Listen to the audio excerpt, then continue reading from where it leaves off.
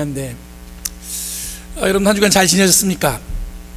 다들 표정들 보니까 밝으신 것 같고 아주 좋아 보입니다. 오늘 말씀이 약간 좀 뭐랄까 제가 설교를 준비하면서 되게 좀 어렵게 느껴졌어요. 일단 여러분들 제목 자체가 이런 파국, 새로운 시장 뭐 이렇게 하니까 이게 반대의 말이잖아요. 그런데 이 말씀을 나누기 위해서 제가 좀 시간이 많이 두고 생각을 하다 보니까 좀 어제 늦게 끝났어요. 삶의 끝을 한번 생각해 본 적 있었어요? 삶의 끝, 내 삶의 끝.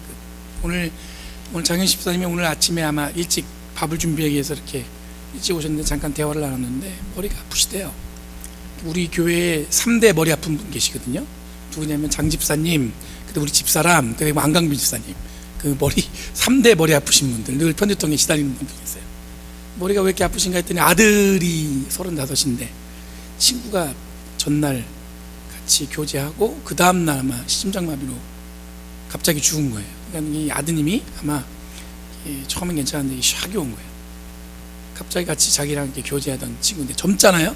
그리고 늘 보면 모델 같아서 운동을 아주 열심히 하는 친구래요. 근데 갑자기 심장마비로 젊은 나이 35이면 여러분들 정말 젊죠. 결혼한 지 8개월밖에 안 됐다는데. 삶의 끝은 여러분들 보면은 우리가 예상할 수 없는 순간에 오는 거예요. 생각해 보면은 여러분 막막함, 혹은 여러분들 그 어떻게 알 수 없는 어떤 그 지경, 어떻게 말로 설명할 수 없는. 여러분 누구나 마지막이라는 문장에 어울리는 그 삶의 순간이 올 때가 있습니다. 그렇죠? 부인할 수 없는 현실, 그때가 오죠. 우리들에게 늘 두려운 것이 존재하는데 갑자기 닥쳐올 고난 혹은 어려움들이 또 우리의 삶을 어떻게 해요? 불안함으로 몰고 가기도 합니다. 요즘에 여러분들 전쟁의 두려움이 가까이서 느껴지지 못하지만 어른들은 여러분들 한국전쟁 경험하신 분들은 아직도 그 두려움이 있잖아요. 옛날에 그 전쟁, 고통스러웠던 순간, 그때만 생각하면 막 가슴이 벌렁벌렁. 벌써 2세대가 지났지만 여러분들 그 통증과 그걸 생각하는 분들이 보면 어떤 그런 트라우마 같은 게 우리한테 있어요. 마지막의 의미는 꼭 죽음만을 의미하는 것도 아닙니다. 여러분들 마지막 노래, 마지막 나눈, 마지막 찻잔, 또 마지막 주문 이런 것들도 있을 수 있어요. 우리 일상에 늘 마지막이란 말은 여러분 우리의 삶에 늘 스쳐가듯이 존재해요. 어느 순간에 여러분들 마지막 만남이란 말은 여러분 같이 있었는데 그 다음도 못 만날 수 있는 그런 경우도 생기고. 근데 여러분 기독교 신앙에서 마지막은요 그 의미가 많이 다릅니다. 우선 기독교 신앙은 마지막은 파국 혹은 종말, 묵시라는 말로 표현해요. 그래서 여러분 종말론, 묵시 문학 이런 얘기 많이 들어보셨을 것 같은데, 종말, 파국, 묵시라는 말은 말 그대로 여러분 마지막 때를 설명해야 합니다. 근데 종말, 묵시, 파국을 우리는 두렵게 생각할 때가 있는데 마지막 주님이 오시는 날, 그 날이 여러분들 오면 심판의 날이기 때문에 우리가 그렇게 느끼는 것 같아요. 근데 여러분 하지만 기독교의 종말은 예수님이 재림하시는 그날은 파괴와 절망의 의미가 아니라 구원받은 자들에게는 뭐냐면 축복의 날이라고 고백할 수 있어요. 굉장히 다르죠? 더불어 여러분 기독교 종말은 여러분 새로운 하나님이 새로운 창조를 하시는 새로운 시작을 의미하는 거예요. 끝나고 뭐가 시작돼요? 그냥 끝나는 게 아니야. 새롭게 시작하는 거예요. 지나간 것은 다 잊어버리고, 오늘 본문에 보면 그래요. 새롭게 시작한 하나님의 새 창조의 질서에서 우리가 어떻게 해요? 다시 살아가는 것을 의미하는 거예요. 그러니까 끝이 아니라 우리한테 끝은 뭐예요? 다 끝났어요. 옛날 거는 다 끝나버리고 잊어버려요. 그 다음 뭐 하는 거예요? 새로운 시작이에요. 여러분 오늘 읽은 이사야 65장 말씀은 여러분 하나님이 이루실 마지막 때에 대한 이해를 충분히 설명하고 있습니다. 여러분 먼저 우리들이 생각할 것은 뭐냐면 이사야서는 총 66장이에요. 근데 여러분들 오늘 읽은 본문 25장 말씀은 2500년 전에 여러분들 그때 선포되어진 설교 말씀이에요. 별로 안 놀라시네요. 2500년 전 상상이나 가세요? 2500년 전 그때 선포되어진 설교 말씀이에요. 근데 지금 우리들이 듣고 있어요. 앞으로 여러분들 이 말씀은 끊임없이 계속해서 반복되어져서 믿는 자들에게 선포되어질 말씀이에요. 그만큼 무슨 얘기냐면 2500년 전에 하나님의 말씀을 꿈꿨던 그 예언자들, 그들이 여러분들 그 말씀이 오늘날까지 여러분들 우리에게 어떻게 해요? 영향을 미치고 있다는 얘기겠죠. 여러분들 이사야는 여러분들 65장은 제3 이사야의 설교입니다. 총 66장이라고 말씀드렸잖아요. 이사야서를 여러분들 제1 이사야, 제2 이사야, 제3 이사야로 나눕니다. 거의 제1 이사야부터 61장부터 이사야서 66장까지 보면요, 역사의 시간을 따지면 여러분 한 200년 정도 간격이 나요. 한 사람이 쓴 게 아니에요. 그 당시에 여러분 한번 예전에 말씀드린 적이 있는데, 유명한 사람의 이름을 빌려서 글을 쓴다고 얘기했어요. 유명한 사람의 이름을 빌려서 어떻게 해요? 예언 활동도 하는 게 당시에는 보편적인 일이에요. 여러분들 제1 이사야는 심판에 대한 선언이었고, 제2 이사야는 이미 시작된 심판이 시작됐어요. 그 제3 이사야는 뭐냐면, 이제는 심판이 다 끝났고 뭐예요? 회복과 하나님의 정의와 공의를 다시 세워간다는 말씀이 여러분들 기록되어 있습니다. 짧은 시간에 여러분들 전체를 다 말씀드릴 수는 없지만, 제3 이사야는 뭐냐면 포로기 이후에 선포된 설교예요. 그러니까 여러분 오늘 본문의 말씀이 선포된 이스라엘 분위기는 지난주에 나눴던 여러분들 뭐예요? 지난주에 뭐 나눴어요?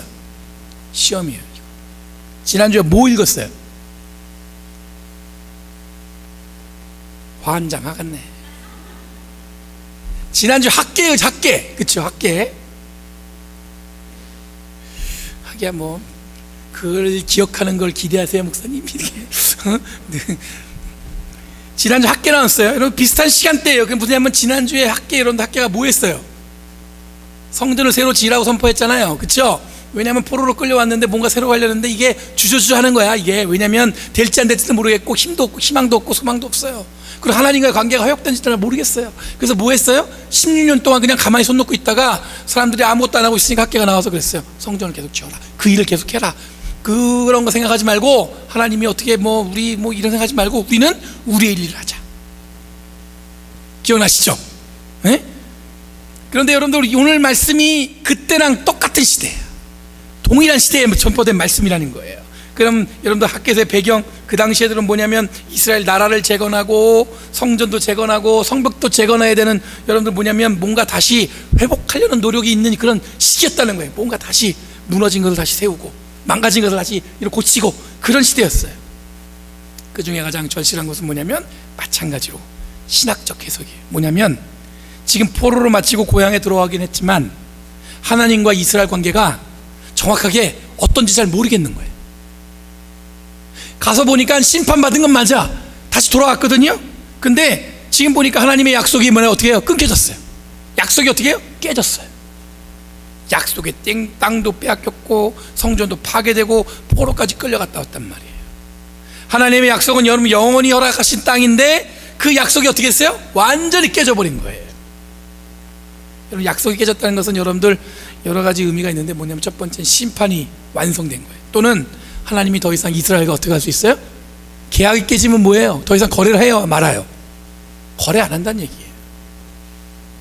계약이 깨지면 더 이상 뭐예요? 거래를 안 한다는 얘기예요.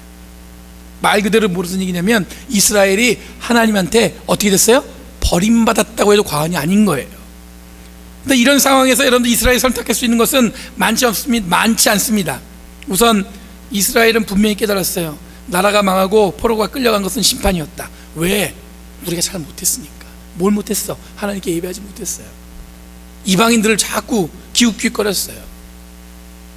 하나님께서 출애굽을 시키면서 젖과 꿀이 흐르는 가나안 땅으로 들어오신 약속의 성취를 해주셨는데 그 약속을 잊어버렸어요. 나라고 망하고 포로로 끌려간 다음에 깨달았어요. 우리가 하나님 앞에 예배를 잘 못 드렸구나.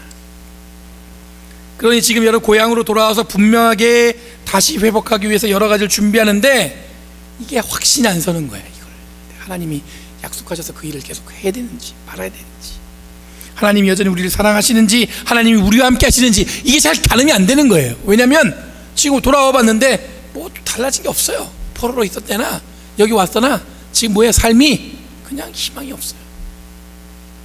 이런 정황 속에서 이런 학계는 뭐예요? 성전 짓는 것을 멈추지 말라. 오늘 말씀에서 제3 이사야는 뭐라고 얘기해요? 새하늘과 새 땅을 하나님이 어떻게 해요? 창조하실 것이다. 그럼 하나님의 창조는 한 번의 사건이 아니라고 지난번에 말씀드렸어요. 기억나세요? 창조는 여러분들 그때 창세기에서 한번 딱 창조하고 끝나는 게 아니라 하나님은 날마다 우리의 삶을 통해서 여러분들 우리를 창조해 나가고 있어요. 왜냐하면 여러분들 때로는 내가 예전에 강팍했는데 요즘에 마음이 좀 누그러들었어. 그런 거 경험해 본 적 있으세요? 옛날에는 아주 그냥 차가웠는데 지금은 마음에 여유가 생기고 누구를 봐도 생글생글 웃어요. 여러분 그런 거 경험해 본 적 있으세요? 그랬는지 말았는지, 아니면 점점 막 얼굴락불굴락 막 마음이 강팍해져 가지고 보면 화딱지가 나고 막 그래요? 아니에요. 내 애는 뭐고 아니는 뭐고. 여러분 우리가 마음이 변하는 걸 느낄 때가 있어요. 우리가 삶이 변하는 걸 느낄 때가 있어요. 그게 뭐예요? 새로운 창조예요. 왜 변해요? 하나님의 은혜를 주시니까 내가 새롭게 변하는 거예요. 하나님의 창조 사역은 언제나 우리들의 삶에서 시작하고 우리의 삶 가운데 있습니다. 무슨 얘기냐면, 우리가 여러분 교회를 아름답게 꾸밀 수 있는 건 누가 할 수 있는 거예요? 하나님이 우리를 통해서 새롭게 창조하시는 역사를 통해 가능한 거예요. 내가 아무리 열심히 인간적으로 노력해봐야 되는 거예요, 안 되는 거예요? 아니에요.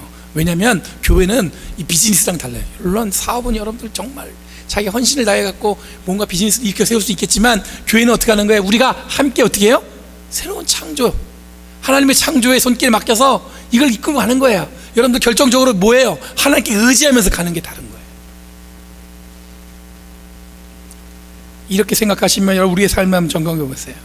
내 입술과 내 발걸음과 내 마음이 늘 하나님의 창조 사역에 동참하고 있습니까? 아니면 아슬아슬하게 여러분 심판의 목전에 있는 것 같아요? 한번 생각해 보세요. 어디에 있어요 지금? 여러분 이 창조는 오늘 말씀에 뭐라고 기억됐냐면, 이전 것은 기억되거나 마음에 떠오르지 않을 것이라고 이야기하고 있어요. 이 새 창조를 통해서 지금 이사야가 이스라엘 사람들에게 한 얘기가 뭐냐면, 이 하나님의 새로운 창조를 통해서 이제 뭐예요? 이전에 지나간 것은 어떻게 할 수 있어요? 기억되지도 않고 어떻게 해요? 마음에 떠오르지도 않는다는 거예요.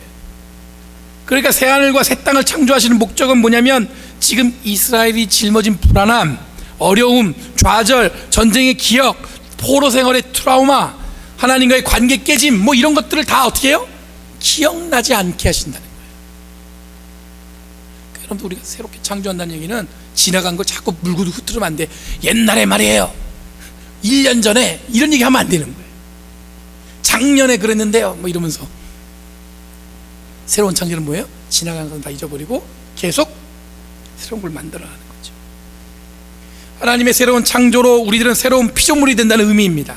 이것이 바로 뭐냐면, 하나님이 우리에게 마련하신 종말의 의미예요. 마지막 때, 그때 막 심판, 뭐 지옥불에 들어가고 천국에 가고. 여러분 이것보다 더 중요한 건 뭐예요? 이전 것, 지나간 것은 어떻게 해요? 다 잊어버리고 뭘로 가는 거예요? 하나님이 창조하신 새로운 땅으로 한 걸음 한 걸음 가는 게 새로운 창조에 동참하는 거예요. 그래서 하나님이 뭐라고 매기시냐면 기뻐하라고 명령하십니다. 그러니 너희는 18절 말씀에, 그러니 너희는 내가 창조하는 것을 길이길이 기뻐하고 즐거워하여 보아라, 내가 예루살렘을 기쁨이 가득 찬 도성으로 창조하고 그 주민을 행복을 누리는 백성으로 창조하겠다. 다 지나갔으니까 뭐예요? 기쁨과 행복만 있는 거예요. 하나님의 새로운 창조의 목적은 분명합니다. 우리가 기뻐하는 것이고 행복해지는 거예요. 여전히 절망하는 이스라엘을 향해서 하나님은 새로운 창조로 기뻐하고 행복하게 하신다고 말씀하고 있어요. 그 기뻐하는 그리고 행복하는 이스라엘을 보면서 하나님이 뭐라고 하시냐면, 하나님도 행복하다고 하시는 거예요.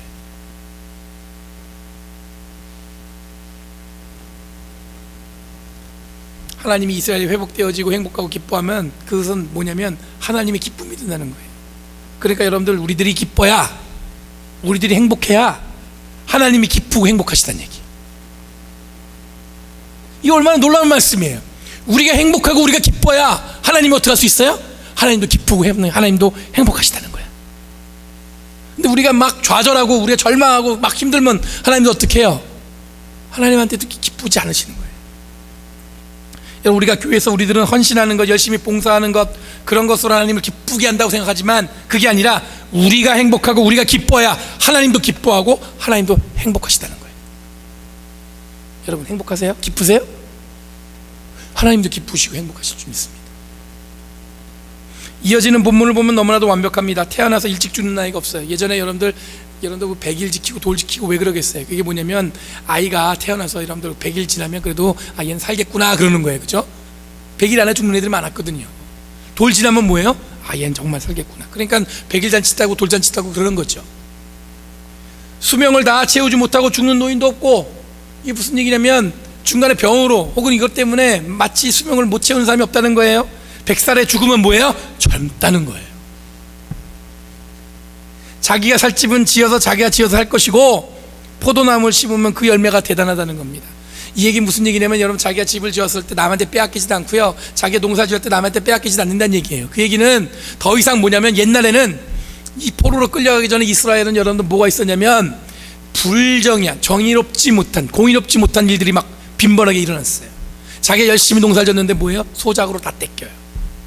이제 그런 일이 없다는 거예요. 집을 졌는데 어떻게 해요? 나중에 빚으로 어떻게 해요? 다 뺏겨요. 하나님께서 여러분들 그걸 통해서 어떻게 해요? 새로운 정의, 새로운 공의로움을 세우시겠다는 얘기입니다. 완전히 역전된 삶입니다.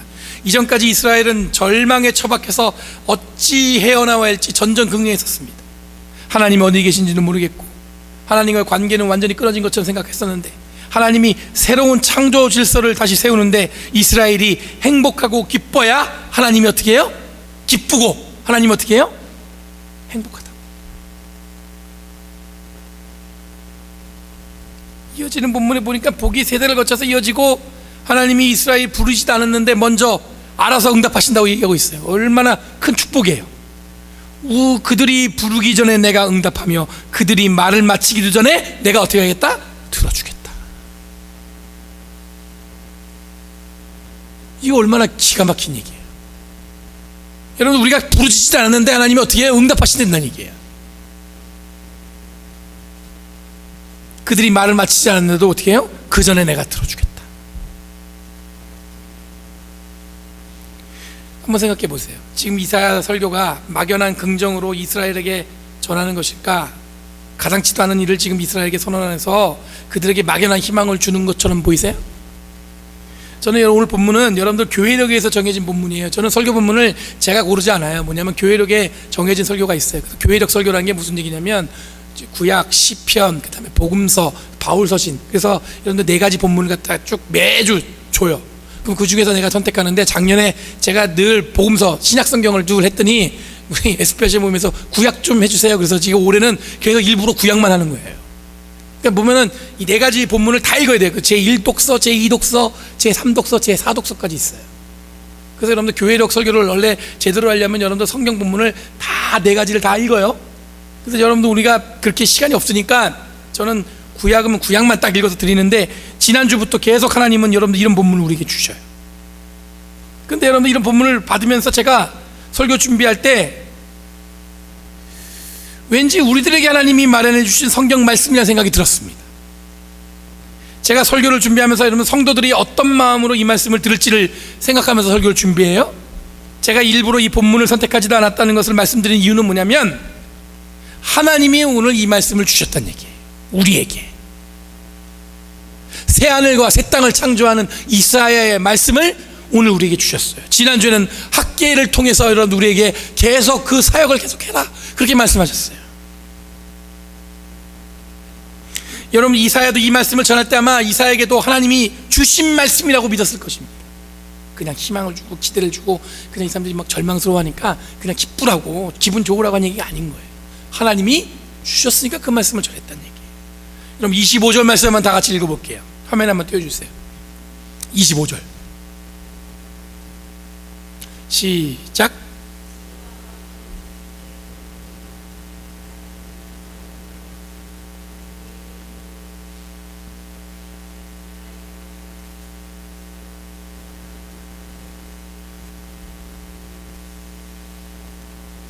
이게 얼마나 거룩한 상상력이에요.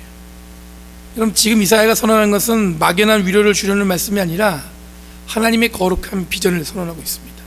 완전히 망가진 것 같은 이스라엘에게 이사야가 선언한 말씀은 하나님의 새로운 창조를 통해서 새로운 질서를 세워간다는 거예요. 여러분 우리들이 소망하는 하나님의 나라는 오늘 이사야 말씀에서 25절에 정확히 기록되어 있습니다. 하나님 나라, 여러분 천국인데, 여러분 이거는 무슨 얘기냐면 죽어서 어떻게 가는 것이 아니라 이 하나님 나라는 하나님의 통치의 힘이 여러분 지배하는 곳이에요. 하나님의 통치가 있는 곳은 여러분 하나님께서 새로운 질서를 세우시는데 뭐냐면 이리와 어린 양이 함께 풀을 뜯습니다. 말도 안 되는 얘기죠. 그렇죠? 이리가 어린 양을 잡아먹어야지. 그리고 사자가 소처럼 여물을 먹고 사자가 소를 잡아먹어야 되는데 같이 여물을 먹는다는 얘기예요. 뱀이 흙을 먹고 새로운 질서가 형성되는 그날이 바로 지금 새로운 창조를 통해서 우리에게 주신다는 거예요. 그 얘기는 뭐냐면 하나님의 통치가 임하는 것이에요. 세상 질서는 그렇게 돌아가지만 하나님이 통치하는 그 질서는 여러분들 정말 사자와 뒹굴어도 독사굴에 손을 넣어도 물지 않는 그런 하나님의 질서가 있는 곳이라는 거예요. 그러니까 여러분, 그런 의미에서 교회는 어떤 곳이냐면 하나님의 질서가 있는 곳이어야 되는 거예요. 세상의 질서가 아니라 뭐가 지배해야 돼요? 하나님의 통치, 하나님의 지배가 있어야 되는 곳이에요. 이게 얼마나 거룩한 말씀이에요. 그러니 여러분, 종말이 우리들에게 새로운 하나님의 통치가 임하는 날이고, 이날 하나님의 새로운 창조의 완성으로서 이 완성된 창조의 기쁨을 우리는 어떻게 할 수 있어요? 맛볼 수 있는 거예요. 기쁠 수 있는 거예요. 그리고 하나님도 그 때문에 기쁘시다고 얘기하는 거예요. 여러분, 다음 주는 여러분도 추수감사절이에요. 그렇죠? 그게 또 교회 창립 주일이래요. 되게 특별한 주일이죠. 여러분, 추수감사절은 처음에 미국에 여러분들 이 정착한 이민자들, 그 사람 이민자들이었죠. 뭐 미국은, 그렇죠? 그들이 처음에 여러분들 척박한 땅을 갖다 일궈갖고 농사를 졌는데 농사가 잘 됐어요. 그래서 그 감사한 마음으로 하나님께 드리는 그 마음으로 드렸던 것 때문에 이런 교회가 추수감사절이라는 전통이 생기는 거예요. 우리는 여러분들 미국 선교사들이 한국에 복음을 전했기 때문에 우리에게도 이게 딱 맞는 거예요. 우리도 농경 문화였기 때문에 추수감사절, 땡스기빙 해가지고 하나님께 이 드리는 게 익숙해요. 그렇죠? 근데 지금 여러분들 당시와는 다르게 농사 짓는 시대가 아니잖아요. 그래서 추수에 대한 감사를 드리는 것이 맞을까 이런 생각을 한 적이 있어요. 거의 어떻게 보면은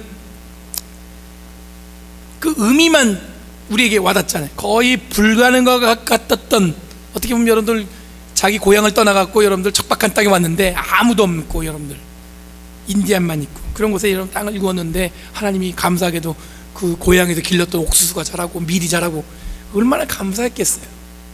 하나님이 감사한 마음으로 드렸겠죠. 예전에 한 번은 여러분들 이 추수감사절의 의미를 지금 우리들이 어떻게 삶에 적용할 수 있을까 하는 그런 이야기를 성경 공부 시간에 나눈 적이 있어요. 어떤 분은 특별 보너스를 받은 것에 감사할 수 있지 않을까 이렇게 얘기하신 분도 계시고, 어떤 분은 그래서 요즘 시대에 맞추는 거예요. 농경 시대가 아니니까 주식을 투자했는데 그게 올랐으니까 그거에 그때 감사도 드릴 수 있지 않을까. 어떤 분은 마침 자녀가 수능을 보는, 대학 입시를 보는 이 시즌이니까 한국은요, 이거에 대한 감사를 드릴 수 있지 않을까. 어떤 분 한 해 자기가 장사를 열심히 했는데 그것을 감사하는 마음으로 하나님께 드릴 수 있지 않을까. 뭐 이런저런 했는데 여러분들 통일해서 어떻게 똑같은 의미로, 왜냐하면 우리가 지금 사는 시대는 뭐예요? 아주 복잡하고 다양한 시대잖아요. 그래서 마땅한 게 없다고 생각이 드는데, 이런 생각이 매년 드리는 추수감사절에 늘 질문이었어요. 내가 뭘 감사할 수 있을까? 뭔가 이렇게 추수해서 제가 농사를 짓는 것도 아니고 어떤 열매로. 여러분, 한국은 여러분들 추수감사절 되면 지금 강단에 여러분들 뭐예요? 그 자기 농사 짓는 거 막 감 뭐 이런 거 쫙 쌀도 싸놓잖아요. 근데 요즘에 서울도 이제 한국 농사도 안 짓는데 그런 게 쌓여있어. 다 어떻게 한 거예요? 사갖고 온 거죠. 이렇게 사서 이렇게 일부러. 옛날에는 그걸 다 자기가 농사 짓는 걸 갖고 왔었는데, 왜냐면 그 전통이 남아있기 때문에 그런 건데, 오늘날은 좀 시대가 바뀌었잖아요. 그래서 어떤 마음으로 감사할 수 있을까 이런 생각을 하다 보니까, 내가 받은 것에만 감사하는 것이 아니라 내가 누군가를 생각하는 마음을 주신, 그 마음을 주신 것에 대한 감사가 있다는 생각이 들었어요. 내가 받은 것만 감사하잖아요, 우리는. 근데 뭐냐면 이날 우리는 뭐냐면 누군가를 생각할 수 있는 마음을 주신 하나님 은혜에 감사한 것 같아요. 여러분, 하나님이 이 땅에 어려움에 있는 누군가를 마음에 두고 기도할 수 있는 마음을 주셨어요. 그래서 저는 감사해요. 여러분, 동의하세요? 내가 지금 내 삶도 어려운데 그 어려움에도 불구하고 뭐예요? 옆에 우리 집사님, 그 집사님 생각하니까 마음이 더 아파. 근데 그분을 위해서 기도해야지, 이런 마음을 줄 때 있잖아요. 이게 뭐냐면 세상의 질서하고 하나님의 통치 질서 다른 거예요. 세상은 뭐 그런 거 생각 안 해요. 근데 우리는 신앙을 갖고 있기 때문에 뭐예요? 이 시대, 이 시간에 누가 더 아픈가, 이런 마음을 가질 수가 있잖아요.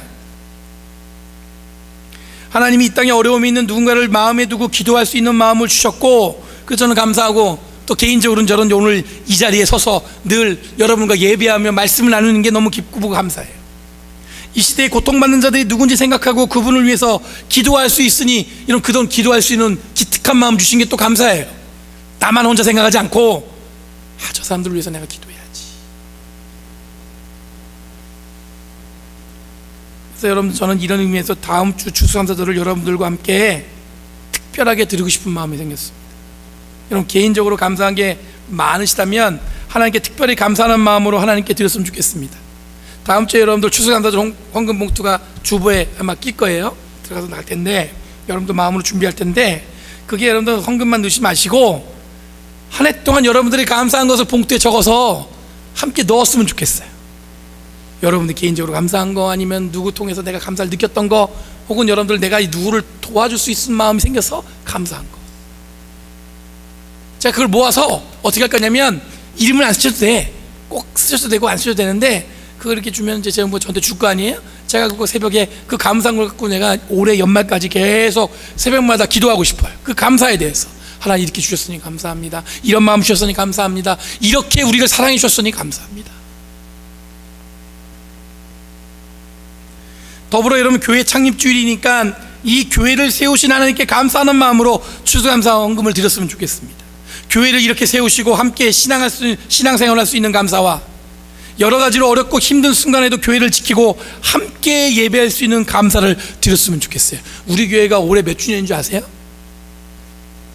24주년. 다 아시네요. 모르시면 환장하겠네 그러려고 했는데 다 아시네요. 24주년. 24년이면 짧은 역사 아니잖아요. 그동안 하나님은 여러분들 여러 가지 사건과 여러 가지 경험이 우리한테 있었는데, 하나님 어떻게 했어요? 든든히 교회를 지켜주셨어요. 여러분, 이렇게 드려진 감사헌금은 우리들이 함께 논의해서 특별하게 사용했으면 좋겠습니다. 아까 말씀드린 것처럼 우리가 이 시대에 누가 고통받고 고난받고 있는지 그 마음을 헤아리는 마음을 주신 것에 감사한 마음으로 드리는 감사절 헌금이니까, 그에 맞게 이 시대에 누가 어렵고 누가 고통받고 있고 누가 지금 힘들고 그런 분들을 위해서 여러분들 어떻게 마음을, 이런 얘기 드리면 아이 목사님 지금 교회 재정이 말이에요 이런 얘기 할 수 있는데, 물론 그렇죠. 그렇지만 여러분, 우리는 뭐예요? 세상의 질서가 아니라 어떤 질서요? 하나님의 통치의 질서가 있는 시간이니까 소박하게 드려진 거, 그걸 갖고 여러분 우리가 어떻게 들을 수 있을까, 이런 마음으로 한번 했으면 좋겠어요. 제가 혼자 결정할 게 아니라 여러분들이 결정해 주셔야 되는 거예요.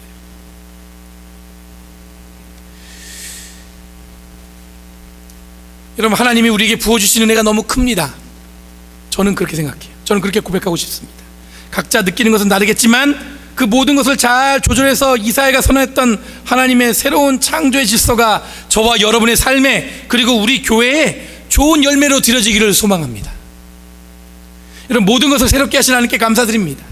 새롭게 하시는 하나님의 마음은 우리들이 기쁘고 행복하시기를 바라신다는 것을 반드시 기억하세요. 여러분들이 기쁘고 여러분들이 행복하시는 것이 여러분 하나님의 간절한 소망이에요.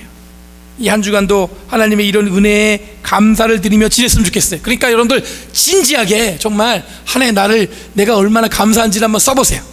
한 줄도 나올 수 있고 아무리 쥐어짜도 안 나올 수 있지만 여러분들 써보세요. 어떻게 감사했는지, 내가 지금 무엇이 감사한지, 하나님 나에게 무슨 은혜를 주셨는지. 더불어서 여러분, 우리 교회를 통해서 내 얘기만 쓰지 마시고 우리 교회에 뭘 주셨는지 그걸 감사 써주세요.